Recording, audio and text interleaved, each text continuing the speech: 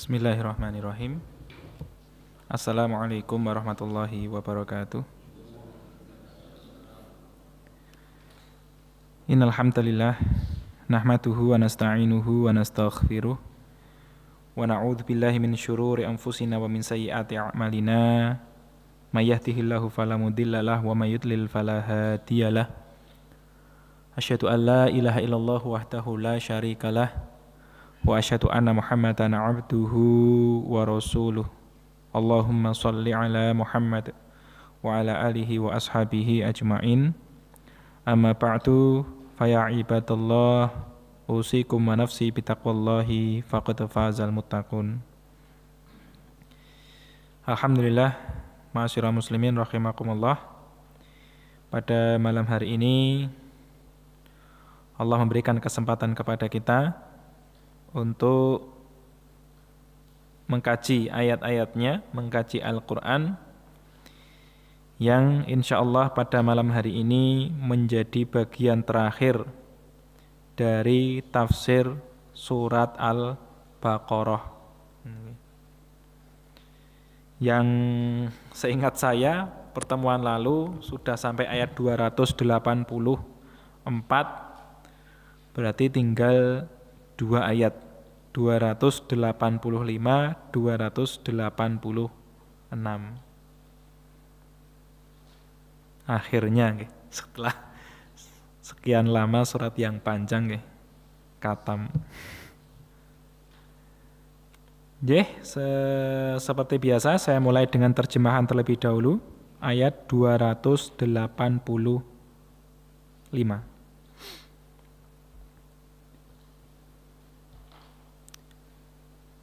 A'udzu billahi minasyaitonir rajim. Amana beriman. Ar-rasulu utusan itu, bima dengan apa yang unzila diturunkan, ilaihi kepadanya, kepada utusan, mirrabbihi dari Rabbnya, dari Rabb utusan tadi, wal mu'minun dan juga orang-orang yang beriman. Kullun semuanya, amana billahi beriman kepada Allah, wa malaikatihi dan malaikat-malaikatnya, wa kutubihi dan kitab-kitabnya, wa rusulihi dan utusan-utusannya. La nufarriku tidaklah kami memisah-misah atau membeda-bedakan, baina ahadin di antara seorang pun, mir rusulihi dari utusan-utusannya Allah. Wa qalu dan mereka mengatakan, sami'na kami telah mendengar, wa ata'na dan kami taat. Ghufranaka ampunanmu ya Allah, itu maksudnya minta diampuni ini ya. Rabbana wahai Rabb kami, wa ilaika dan kepadamulah al-masiru tempat kembali. La yukallifu tidaklah membebani Allahu Allah nafsan satu jiwa atau satu orang, illa kecuali wus'aha dengan kesanggupannya. Laha untuknya, untuk diri tadi, maka sabat apa yang dia kerjakan. Wa alaiha dan atasnya, maktasabat apa yang dia usahakan.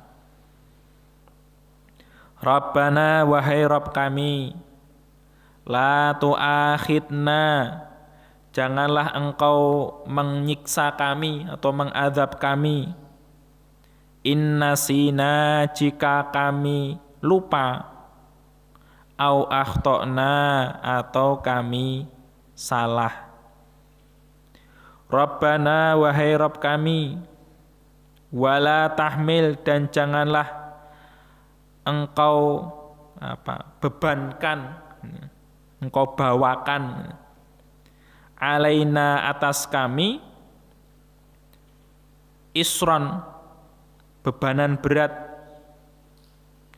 kama sebagaimana hamal tahu engkau bebankan alaladi atas orang-orang yang min qablina dari sebelum kami.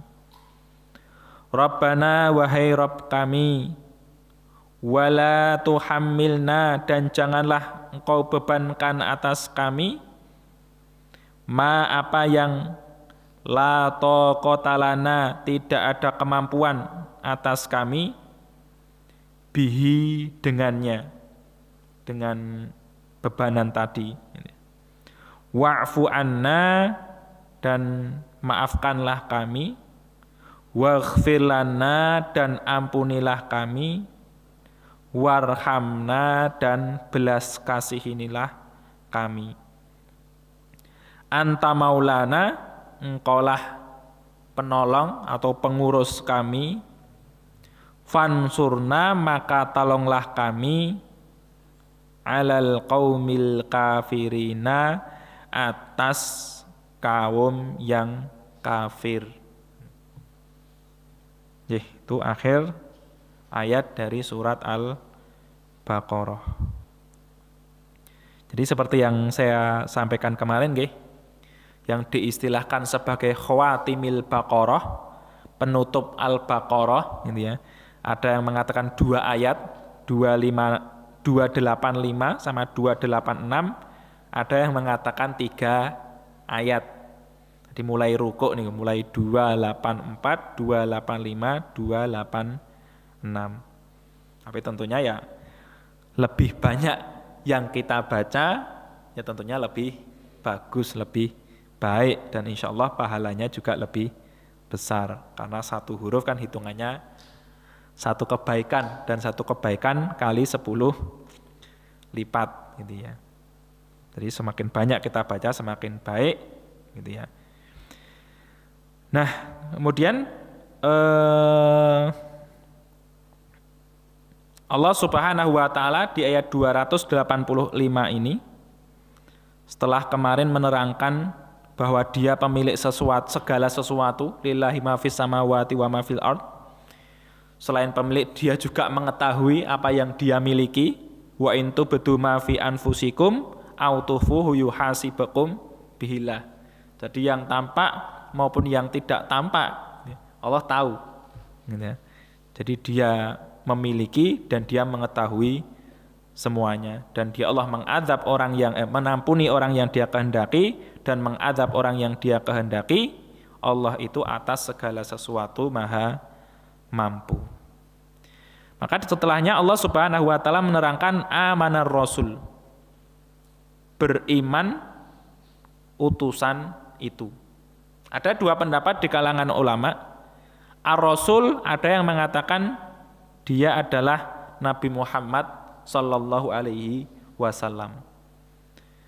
Ada yang mengatakan Ar-Rasul.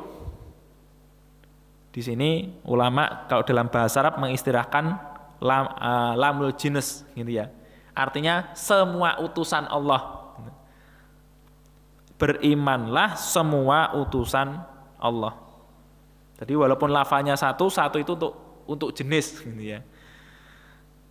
Jadi bukan untuk menunjukkan rasul tertentu, tapi semua rasul. Apa yang mereka imani atau apa yang beliau imani, kalau itu kembali kepada Rasulullah sallallahu alaihi wasallam, bima unzila ilaihi mir rabbih. Dengan apa yang Allah turunkan kepadanya, kepada utusan itu sendiri dari Allah Subhanahu wa taala. Jadi kita tahu yang Allah bebankan kepada para rasul itu kan bukan sesuatu yang mudah. bukan sesuatu yang gampang, bukan sesuatu yang ringan, itu kan enggak. Bebanannya kan berat, harus dakwah, harus ngasih contoh, harus begini, harus begitu, gitu ya.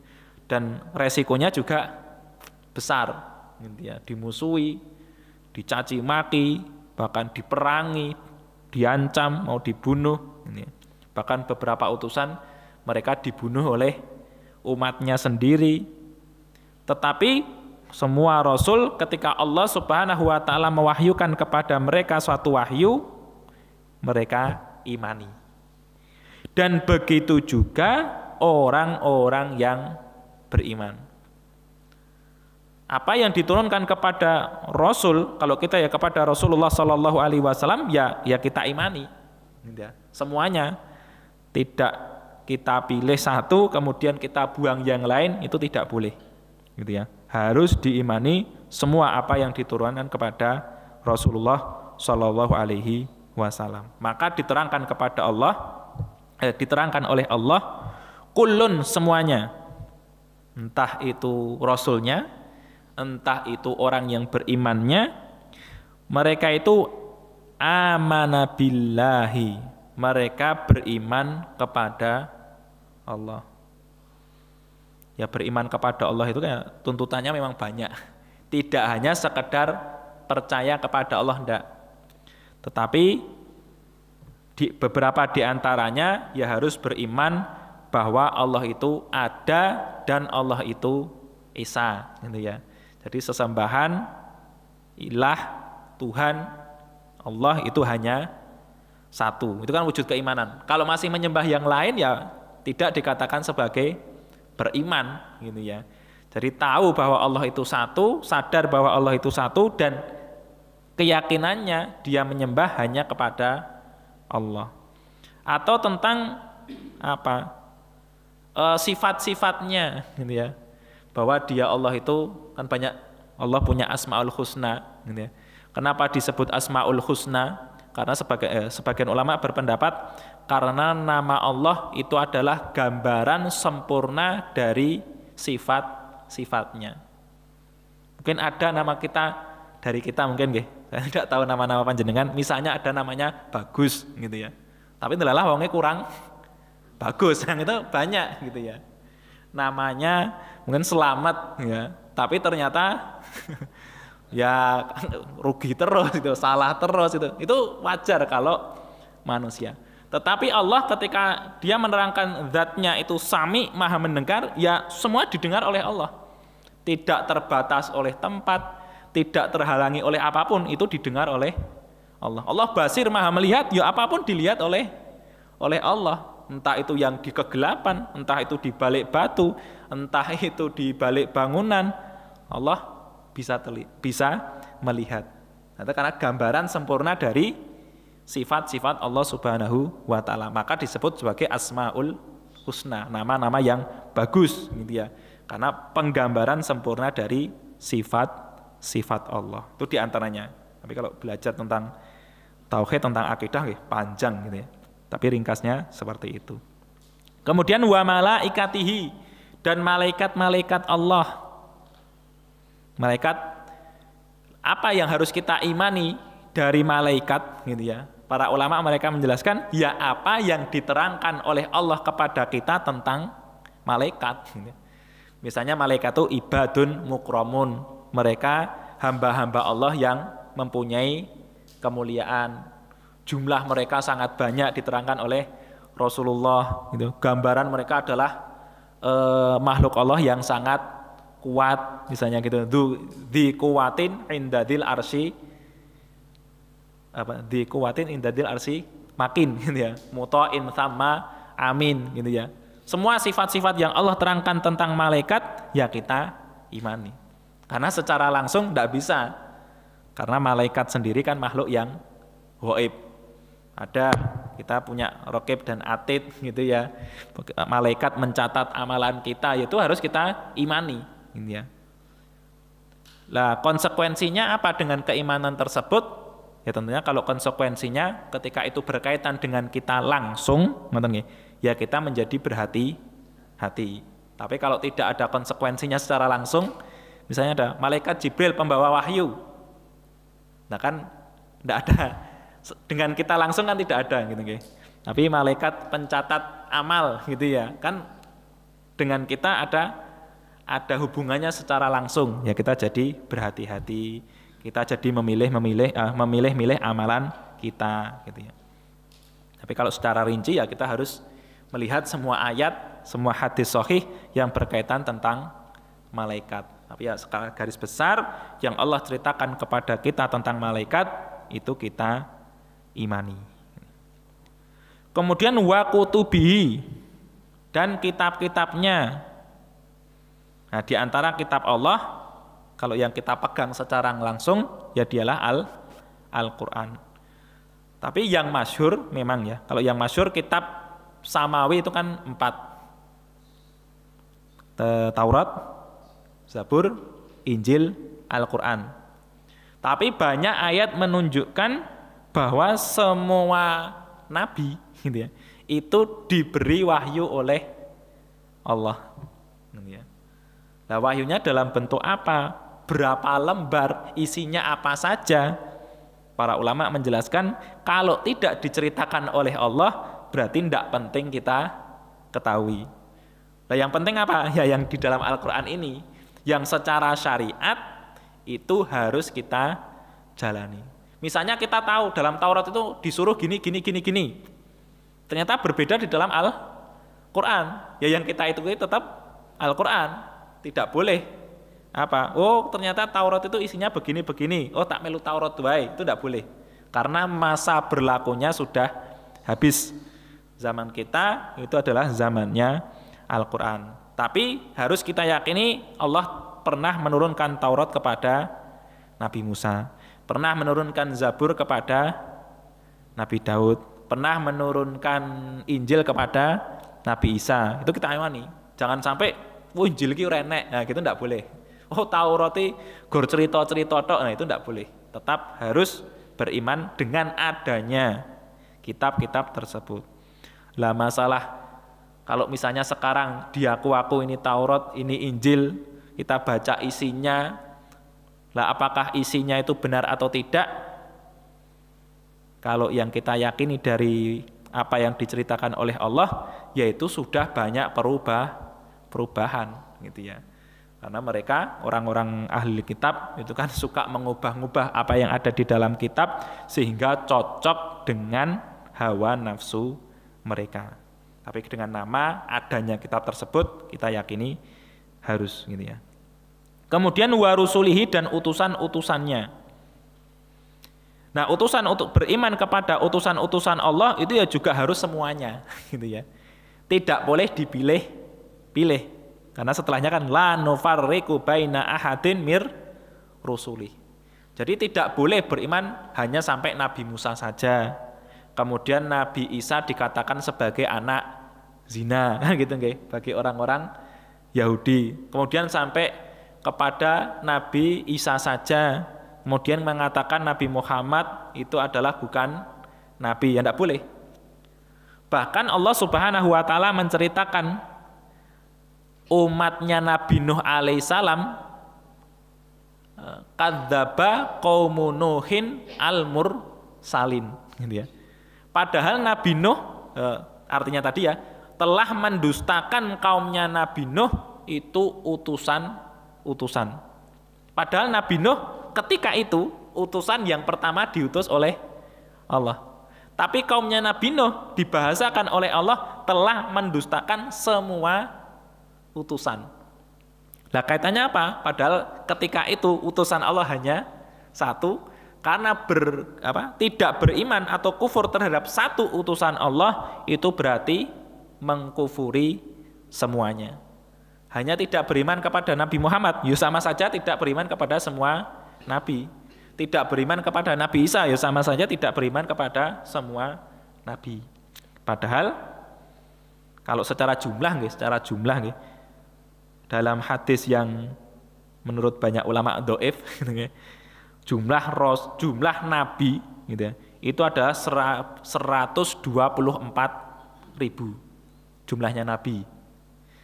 Kalau jumlahnya rasul itu 300 sekian. Ada yang riwayat 313, ada yang 315 gitu ya. Kemudian kalau menurut ulama nih, kalau kisah Rasul yang sampai kepada kita dari Al-Qur'an itu 25. Tetapi kalau ditambahi dengan hadis Nabi itu total jumlahnya hanya sekitar 30 yang diketahui nama dan diketahui kisahnya. Lah sisanya gitu ya. Kalau itu Rasul yang 315 dikurangi 30 kan ya masih berapa nih? 285 gitu ya. Lah terus ning endi kuwi? Nah, yang penting ya kita imani bahwa Rasul itu jumlahnya banyak. Kalau yang difatwakan oleh ulama-ulama kontemporer sekarang, Syekh Utsaimin, Syekh bin Baz gitu ya, ketika mereka ditanya jumlah nabi itu berapa? Wallahu a'lam, yang penting akeh. Masa gitu ya. Sangat banyak, tapi jumlahnya tidak ada nas yang sahih tentang berapa kepastian jumlah mereka. Yang ada misalnya kalau ada ayat dari Allah Subhanahu wa taala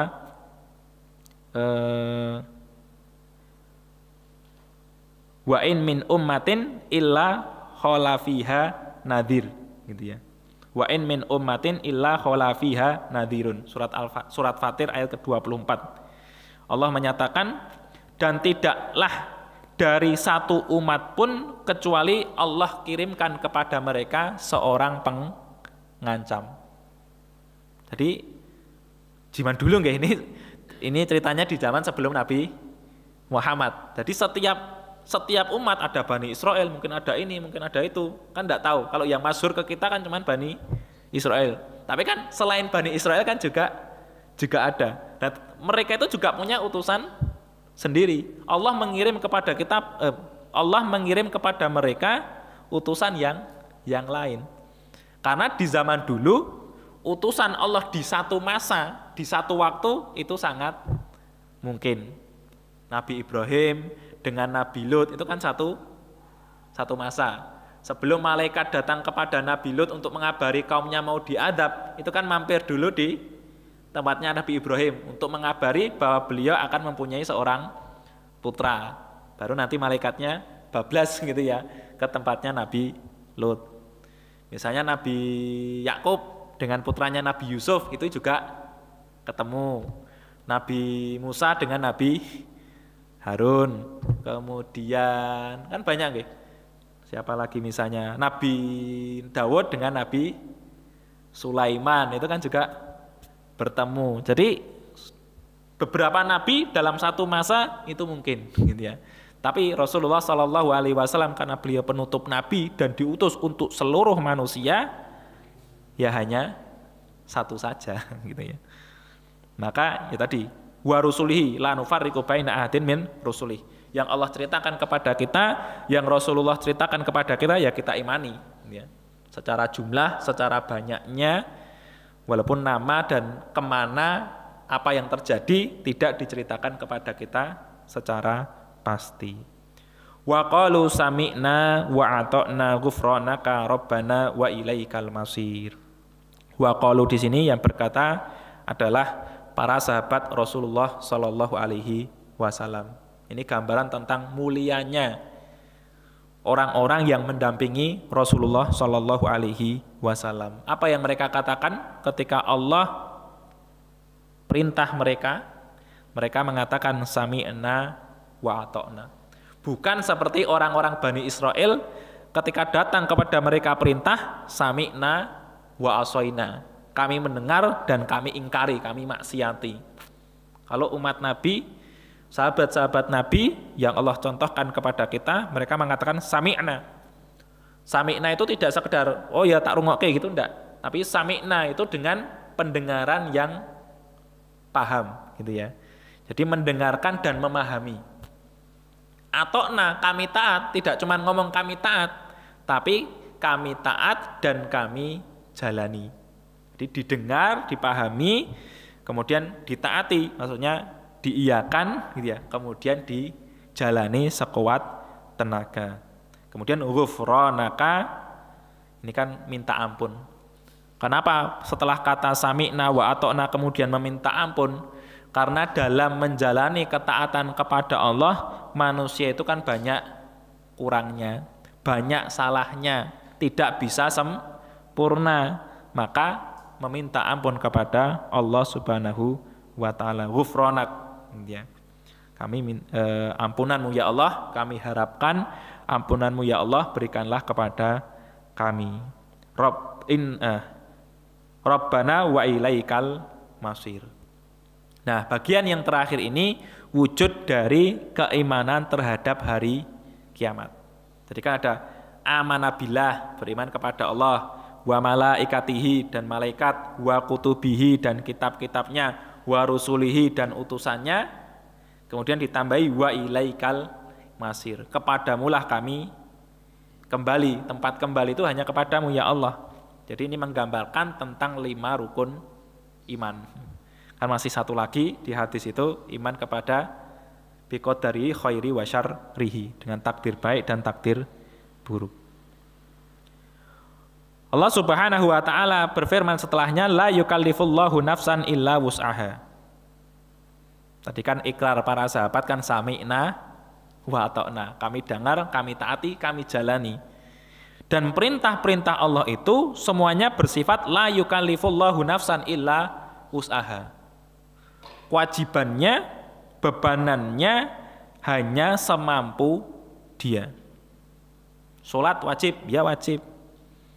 Wajibnya bagaimana? Salah satu rukun sholat apa? Berdiri. Tapi kalau tidak bisa berdiri, duduk boleh. Tidak bisa duduk, berbaring boleh. Mumet biangat misalnya gitu ya. Berbaring ya boleh. Sholat wajib gitu ya. Ketika misalnya ketika safar, kesulitan tempat gitu ya, tidak ada tempat, bisa dijamak gitu ya. Wudu sebelum sholat wajib gitu ya. Tapi ketika tidak ada air boleh tayamum. Nah itu kan ya semampunya gitu ya. Kita berusaha menjalani perintah-perintah Allah, tapi Allah membebani seseorang itu hanya semampunya. Apa usaha maksimal yang bisa dia lakukan, yaitu ditempuh gitu ya. Semampunya, bukan semaunya gitu. Jadi bukan sak karepe gitu ya, tetapi semampunya, semaksimal mungkin. Ternyata akhirnya itu yang hanya itu yang bisa ditempuh, ya tidak masalah gitu ya. Karena setiap diri itu kan dibekali oleh Allah kekuatan berbeda-beda. Mungkin kuat poso gitu ya, tapi sedekah rapati kuat. Kuat sedekah tapi kon poso abot gitu ya. Ya macam-macam gitu ya. Diwajibkan oleh Allah semampu mereka. Tapi walaupun tetap semampunya, tapi kan batas-batas minimal itu kan ada nggih. Wah, aku ora mampu sholat wajib 5 waktu, lah ngopo? Lah nyambut gaweku sibuk banget. Wah, itu ya bukan semampunya gitu ya. Tapi itu semaunya. Wah, aku ora kuat posoi, lah ngopo? Lah biasanya maemku akeh, ini pas poso ora kuat aku. Lah itu masalahnya beda. Artinya semampunya itu dalam hal-hal yang wajib mesti Allah Subhanahu wa taala sudah memberikan jalan keluar ketika tidak mampu gitu ya. Ora mampu bagi anak-anak misalnya tidak mampu 1 hari penuh, ya latihan poso beduk gitu ya. Tapi nek piai sepuh orang tua seharusnya sudah kuat lah untuk menahan lapar, haus dari subuh sampai maghrib. Laha maka sabat wa alaiha maktasabat. Baginya, ini yang kalimat pertama itu tentang kebaikan. Laha itu baginya, artinya kebaikan baginya, maka sabat apa yang dia usahakan. Artinya dia mendapatkan kebaikan dari apa yang dia usahakan, dia kerjakan. Wa alaiha maktasabat, dan atasnya itu biasa digunakan untuk dosa-dosa. Jadi bagian kedua itu untuk siksaan, untuk dosa. Wa alaiha, dan atasnya maktasabat, apa yang dia usahakan. Ada yang menarik dalam susunan kalimat ini. Yang pertama, bentuk katanya antara kasabat dan iktasabat itu berbeda. Apa perbedaannya? Ulama menjelaskan ada tambahan tak gitu ya.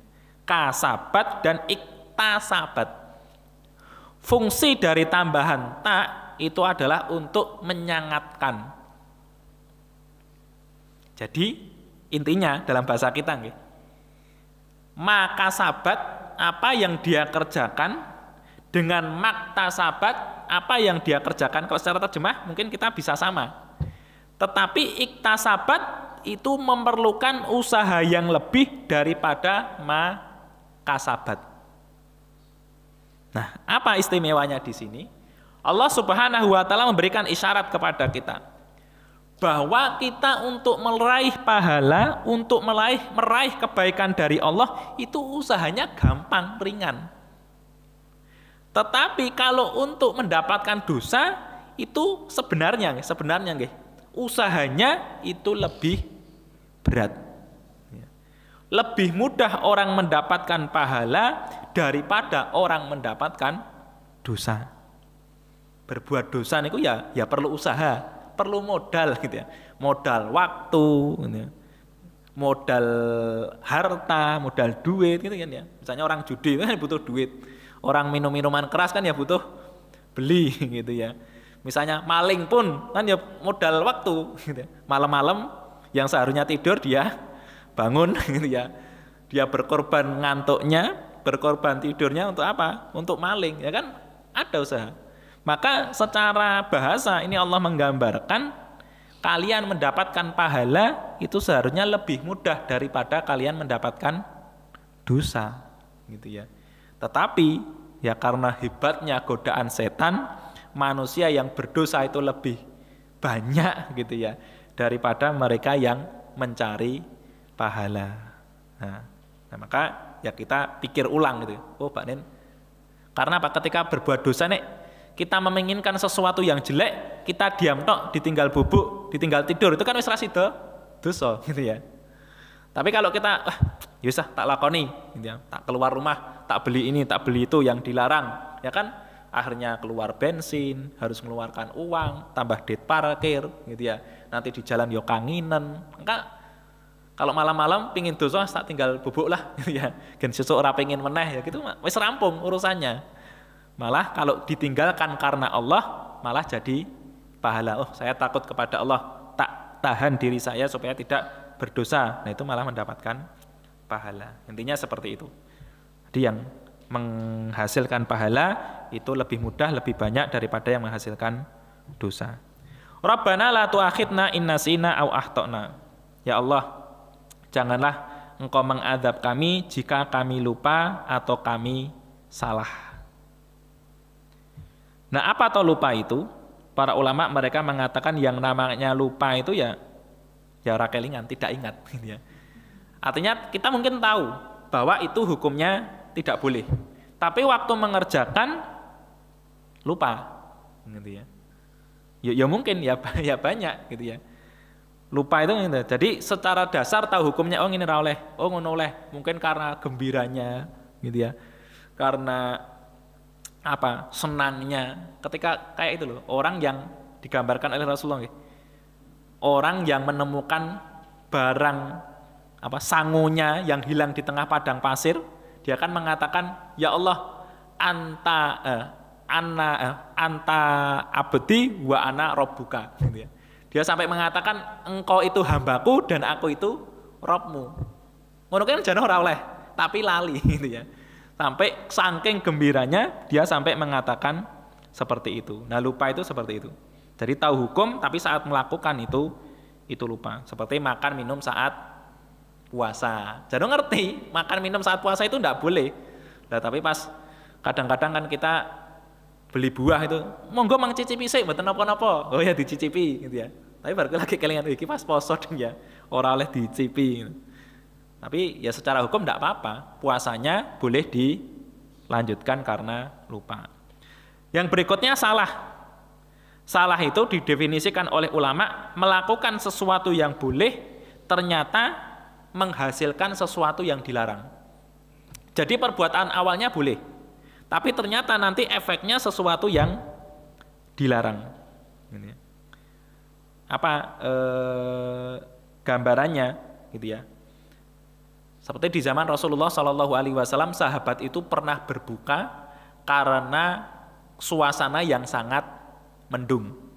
Karena sangat mendung, dikira sudah waktunya maghrib, buka gitu ya. Ternyata setelah berbuka, matahari itu awan itu terbuka, matahari masih terlihat. Yuk kelingan, aku pas poso itu kelingan. Poso itu ndak boleh makan dan minum, itu kelingan. Makan dan minum ketika sudah berbuka itu kan boleh gitu ya. Lah disangka sudah waktunya berbuka, ternyata matahari belum terbenam karena tertutup mendung. Nah gitu ya salah gitu ya. Yang dilakukan sebenarnya sesuatu yang boleh karena disangka sudah berbuka, dia sadar puasa gitu ya, tetapi ternyata belum tenggelam matahari. Jadi salah itu melakukan sesuatu yang boleh ternyata hasilnya tidak boleh. Mencari kancani apa? Ya misalnya gergojekan gitu ya. Ditamplek. Adalah pas namplek rodok kebanteran apa piye kepleset kedaduk gitu ya. Kemudian sampai benjut, kemudian sampai berdarah, harus ini dan harus itu. Nah itu dalam definisinya ya tidak sengaja, salah tadi. Jangan nek ditamplek tok gini kan ya ora apa-apa gitu ya. Tapi mbuh karena pas ditamplek ya pas midak plastik misalnya gitu ya. Kemudian ternyata mengakibatkan efek yang besar. Nah itu ya salah itu seperti itu. Kemudian Rabbana la tahmil alaina isran kama hamatahu 'alal ladzina min qablina. Janganlah engkau bebani kami dengan bebanan yang berat sebagaimana telah engkau bebankan kepada orang sebelum kami. Dan itu tentunya sudah diiyakan oleh Allah Subhanahu wa taala. Kita tahu syariat itu sudah sempurna dan banyak dari hukum-hukum syariat ini yang lebih ringan daripada umat-umat terdahulu. Nah, salah satunya yang masyhur misalnya kalau zaman dahulu najis itu tidak bisa dicuci gitu ya. Ada zaman Bani Israel itu najis itu harus dibuang. Tidak bisa dicuci. Ada zaman Bani Israel mereka itu diharamkan memakan sapi gitu ya. Sapi atau unta agak lupa saya gitu ya. Karena kedoliman yang mereka lakukan. Ada zaman di Bani Israel mereka tidak boleh mencari ikan di hari Sabtu. Nah itu kan ya berat gitu ya. Kita nek Jumat itu kan ya nyambut gawe kan masih boleh. Cuman tidak bolehnya kalau pas sudah adzan sampai selesai sholat Jumat. Kan waktunya ya cuman 1 jam tidak sampai lah. Tur ya pas waktu istirahat gitu ya. Artinya syariat yang dibebankan kepada kita itu sangat lebih ringan daripada umat terdahulu. Rabbana wala tuhammilna ma la taqata lana bih. Janganlah bebankan kepada kami apa-apa yang kami tidak mempunyai kemampuan atasnya. Ya, ini pembahasannya sama nggih. La yukallifullahu nafsan illa wus'aha. Kita harus sholat tapi ya kita mampunya duduk ya duduk. Kita harus wudu tapi tidak ada air ya bisa tayamum, atau karena sakit bisa tayamum gitu ya. Kemudian kita meminta ampun kepada Allah, wa'fu anna waghfir lana. Apa perbedaan antara wa'fu anna dan waghfir lana? Kalau wa'fu anna itu ketika kita meninggalkan yang diperintahkan. Ya Allah, maafkanlah kami. Kalau ada di antara kewajiban-kewajiban ini yang tidak bisa kami laksanakan. Kalau waghfir lana gitu ya, istighfar gitu ya. Itu ketika ada larangan-larangan yang kita langgar. Wa'fu anna waghfir lana. Perbedaannya situ. Yang satu ketika kewajiban tidak bisa dijalani, yang satu ketika larangan-larangan itu kita terjang. Warhamna, dan belas kasihinilah kami, meminta belas kasih dari Allah di dunia maupun di akhirat, terutama di akhirat gitu ya, meminta diselamatkan oleh Allah dari neraka, dimasukkan ke dalam jannah, ke dalam surga. Anta maulana fansurna alal qaumil kafirin. Engkau itu penolong pengurus kami gitu ya. Dan maka tolonglah kami atas kaum yang kafir. Karena apa? Ya orang kafir itu kan musuh yang dohir gitu ya. Kalau setan itu kan musuh yang tidak tampak, yang batin. Tapi kalau orang kafir secara gangguan, secara rasa, gangguan orang kafir itu lebih dahsyat daripada gangguan setan. Setan kan membisiki gitu ya. Tapi kalau kafir kan bisa memerangi, memusuhi, mengancam, mengejek, memojokkan. Itu kan permusuhannya kan lebih tampak, lebih terasa gitu. Mungkin dibisi setan ya jadi ini males. Tapi kalau mau tidak mau kalau setan itu kan merangi kita secara langsung pedang-pedangan kan ya tidak bisa, tembak-tembakan kan ya tidak bisa. Tapi kalau orang kafir gangguan mereka lebih nyata. Maka ketika kita berdoa kepada Allah Subhanahu wa taala agar kita diberi kemampuan, diberi kemudahan, juga kita meminta kepada Allah agar ditolong dari gangguan-gangguan yang dohir. Salah satunya gangguan yang muncul dari diri orang-orang kafir yang tidak rela, tidak ridho kalau umat Islam ini menjalani kewajibannya. Artinya apa ya, walaupun kita dipojokkan, difitnah, dikambing hitamkan gitu ya. Kita minta tolong kepada Allah supaya kita diperkuat, supaya kita ditolong dan kita bisa menjalani din ini secara sempurna sebagaimana yang telah diperintahkan oleh Allah dan Rasul-Nya. Itulah ma'asyiral muslimin bagian akhir dari surat Al-Baqarah. Ada ini jam pinten kok pun samar-samar terdengar. Pun tet. Semoga tidak terlalu cepat keterangannya karena menyesuaikan dengan waktu. Maka Allah Subhanahu wa taala memberikan taufiknya kepada kita. Secara ilmu kita sudah dapat, secara pengetahuan sudah dapat, tinggal bagaimana kita mempraktekkan semua ini. Semoga Allah membantu kita, memberikan kepada kita hidayatut taufik sehingga kita beramal sesuai dengan ilmu kita mendapatkan pahala yang banyak, mati husnul khotimah dan dimasukkan oleh Allah ke dalam jannah. Amin amin ya rabbal alamin. Subhanakallahumma wa bihamdika asyhadu an la ilaha illa anta nastaghfiruka wa atubu ilaik.